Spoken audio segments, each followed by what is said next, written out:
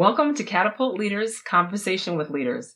Listen in and take note as Catapult Leaders CEO Daryl Mobley chats with DeJoris Richardson about dealing with setbacks. DeJoris Richardson is Catapult Leaders Chief of Student Engagement, STEM. I am thrilled to be with DeJoris Richardson today. You know, she is one of my great friends. I know she's got a lot of stuff to offer when it comes to sharing how to manage setbacks, and so I'm going to ask her questions and we're going to get the best out of DeJoris. DeJoris, are you ready? Yes, I am, Daryl. Perfect. Love the attitude. Question number one. When I say setbacks to you, thinking about business, what comes to mind? Well, for our college students entering the job market, the setback could be many things. It could be not getting the job that you want, it could be not getting any job at all. Mm-hmm. It could be being passed over for promotion. You have a job and you just started, and you might consider that to be a setback. And then the last one I leave is the one that you see in the public now in the business world: being fired, being laid off, being they have different names, but fired is fired when you leave your desk. Right. And so these are the different types of setbacks in business that you will come across, we would say probably in the next 10 years.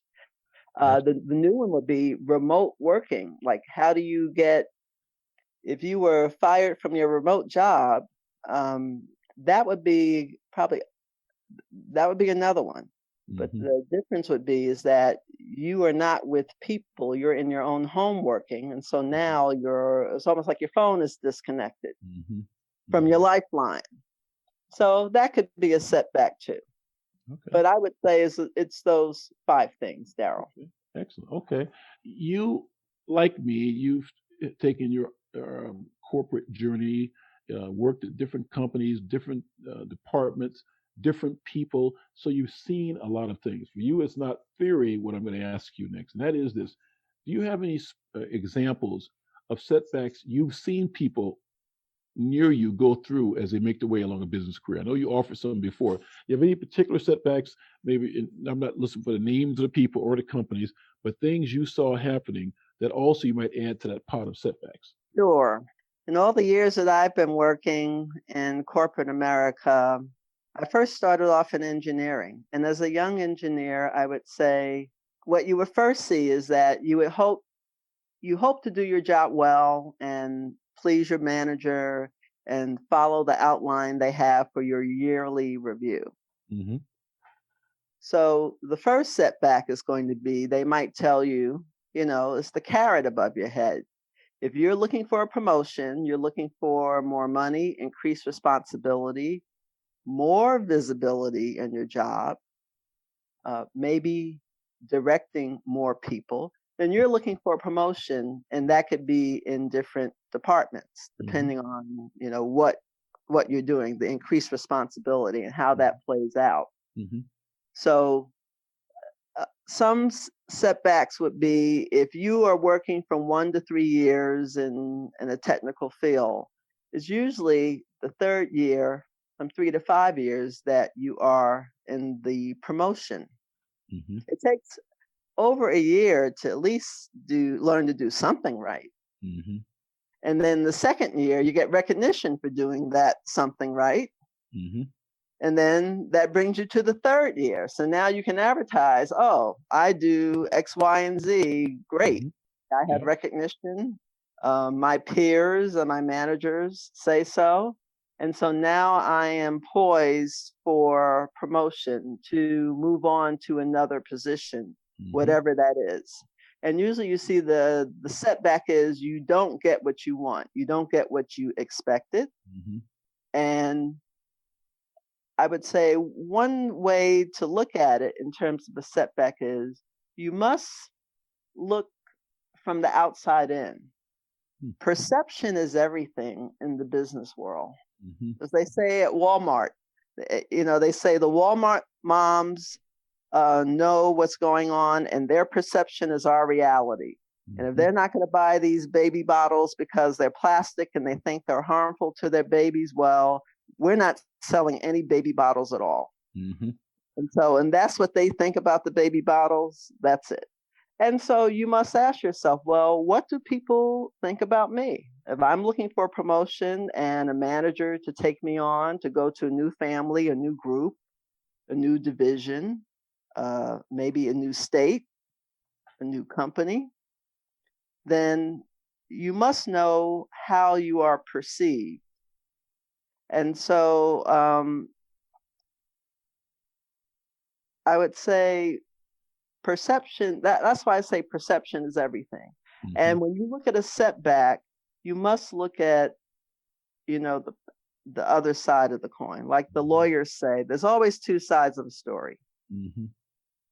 And so another, I guess, setback that we see in the 3 to 5 years of your career is that you're passed over promotion, or you weren't even considered. So you're like not selected.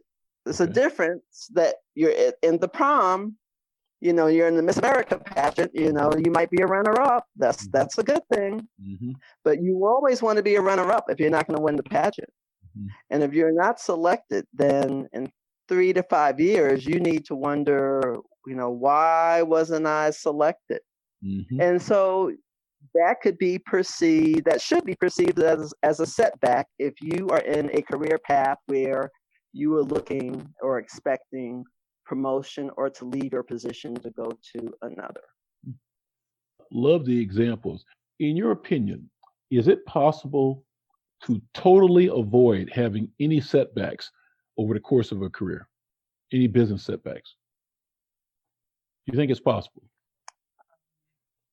No. I don't think it's possible. Right. However, there are people in our lifetime, Daryl, as you would know, that we would say, if you would describe them, they have had a fantastic career. They have, some people have the career that when you're looking on the outside, mm-hmm. It's like looking at an Instagram page. You see the best of everyone and you say, wow, they've had a great career. Mm-hmm. Oh, they've made a lot of money, or they are famous, or mm-hmm. they have a lot of responsibility, or they've made the rockets that are going to the moon. Mm-hmm. They made a fantastic product, whatever that is.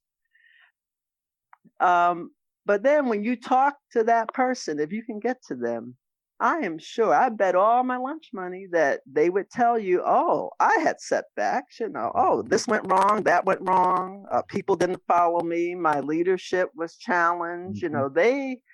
That would be a long dinner conversation. Mm-hmm. But I think what you have to look at is that it's how you look at a setback. And I think that if you are stagnant or not getting what you want out of your career, you must be able to reimagine yourself and reimagine your career. And so that's why I say no, it's not possible to avoid having setbacks, especially now. If you started your career in 2020, you see that you can read that it's likely that you will might stay at one company, 3 to 5 years, and then go to another company. There's no one starting right now that is expected to stay their entire career, 30 years or 20 years. Mm-hmm. And so, Daryl, when you and I started our career, we met people. Our managers might have been with the company 30 or 40 years. Mm-hmm. But now we're in a time where you have new companies starting up every day. Right. You have new startup companies that are financially stable and able to hire people. Mm-hmm. Mm-hmm. Whereas, it took a long time, years ago. But now things have changed. So I wanted to say that I don't think it's possible to totally avoid having any setbacks. And I think that you should have a plan B. You are listening to a Catapult Leaders podcast. For more information, visit catapultleaders.com. Now, your plan A is your career. Mm-hmm. You go to your day job. And the plan B is, what do you do if they send you home? Mm-hmm. What do you do when you sit at your desk in the morning, January 5th, after the New Year celebration? What is your vision for the year? And what is your vision for the second year and the third year and the fourth year and the fifth year? Mm-hmm. And this, no matter what you do and how much money you make, this is your time and you cannot get it back. Mm-hmm. So you need to have I call your plan B is, what do you really want to do? Mm-hmm. You need to start working on your plan B. So therefore, when something happens to your career A, your mindset is like, oh, well, that's okay. I got plan B going. Mm-hmm. And whatever that is, you need to make a plan for that and to take action and do it. You need to run your plan B like your plan A at the same time. Mm-hmm. And don't discuss it with your colleagues or whatever. Just have something. It might be your self-development. You might want another degree. You want to, I don't know, you want to go into a different business. You want to do something totally different, or you want to do something in line with your career A. Mm-hmm. But at least get it going, and right now, multiple streams of income is a popular theory, and we see that working very well. Mm-hmm. So you need to have multiple streams of income in 2020, I would think. Mm-hmm. And so that's what I would say. Okay. All right. So you can't avoid it, but how you respond to it is the key. And one of the ways you respond to it is having a plan in case things take a turn. Okay, fantastic. I've got one more question for you. Of course, I'll turn it into 2 or 3, but that's okay. I got one more question for you because I think you're building to something here. Tell me, do you have any, maybe a selection of tips or techniques for the way people can overcome setbacks or challenges? Since you said that, here's some examples of them. You said that, hey, listen, it is impossible to go through a career without having them. And so now my question, okay, so assuming the reality of we're all going to be challenged, we're all going to have setbacks. Can you give us, the people listening, some tips or techniques for overcoming those setbacks and challenges that you're going to experience and moving forward in your life and your career? Yeah, the tips, I guess what I've done. I think the first thing is that you cannot get overly emotional when things don't go your way in your career. Mm-hmm. What I mean is that you see a lot of times, okay, we look at people older than ourselves. Mm-hmm. Like our managers, people 5 years older than us, 10 years older than us. A lot of times you learn by example. The people that get emotional and cry and throw a tantrum, they don't get their way. Right. So when you have your setback and you get upset, you need to remove yourself from your office. You cannot let people see you get upset. Mm-hmm. And you must learn to control your emotions, and you must learn to control your mouth. You see people in business who, we see the man that has a temper tantrum and he gets mad, he starts throwing the books and takes his arm and clears the books off the file cabinet, and he has a temper tantrum, and everyone runs, ducks, and hides, and he walks out mad. Mm-hmm. Of course, if he's a white man, he comes back the next day, and people say, "Oh, he was just having a little moment there." Right. That's right. But if you are a Black employee and you did that, you just need to go get your stuff, because they're not going to be welcoming you the next day. Mm-hmm. So you need to know that. So what you see others do and behavior that is accepted when you get setbacks, that is not for us. So you have to learn to keep your calm, learn to bite your lip. And if you have a good poker face, that will serve you well. Because when people cannot read your emotions on your face, I think that's a sense, that's very powerful. Because then they don't know what you're thinking. And then they cannot react to you because they don't know what you're thinking. Right. And then that's why I say close your lip. Because if you can't read my eyes, you can't read my body language, and I don't say anything, well, hell, you don't know. Right. Right. You just don't know. Right. And so, and I think that's, the Supreme Court Justice that recently died, Ruth Bader Ginsburg, she said two things I remember. She told the men on the Supreme Court, well, you need to get your feet off of our necks, meaning the women. And she was saying, you men, take your feet off our necks. Thank you very much. And then the other thing that she said in her memoirs, when you read about her, she said that her mother, who's her greatest fan and greatest supporter, her mother told her, don't get overly emotional about decisions at work, and to keep your cool and to be level-headed. And when things don't go your way, do not let emotion get into your decision making. That takes a long time to master as a manager, as a professional, as a manager, as a leader, whether you're a follower or a leader. That's hard. But I think that is probably some of the best advice that I have heard to overcome setbacks. And I think also the flip side of it is that when we're in corporate America, we start in our 20s, it is highly likely we're going to have to prepare for our life events, which is illness. We get sick, or our significant other gets sick, or our parents get sick. People that, it is an African tradition that we take care of our elders. And so sometimes that responsibility might fall on you or come your way.